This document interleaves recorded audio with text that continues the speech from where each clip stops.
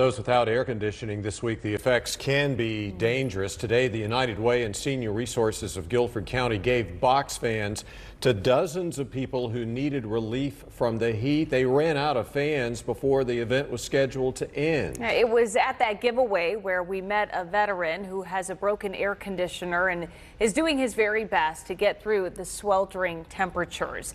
Fox 8's Cassie Fambro visited his home where he had his new fan set up, but it didn't make much of a dent, did it, Cassie? Well, Katie and Neil, of course, moving air is much better than stagnant air when it's so hot outside. But we took inside this thermometer and we found that it was actually hotter inside of his mobile home than it was outside.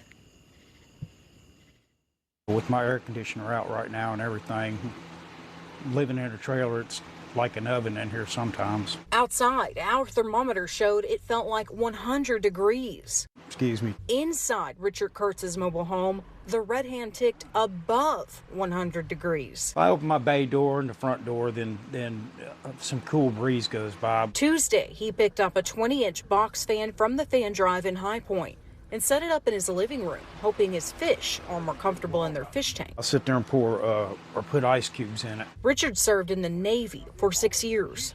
Done 3 Med cruises overseas, stationed in Norfolk. He told me he worked as a truck driver until a few years ago. I'm on disability. I've had a lot of health issues in the last 7 years. So he says for people unable to work, air conditioning can simply be too expensive. Real close friends of mine that are also on disability, they have central heat and air, but they don't like to use it because of the bill, you know, because of the money. He can stop by his neighbors' homes to get cool air. We've all been neighbors for years and years, but he doesn't want to impose. I could always walk over there, and you know, it's just,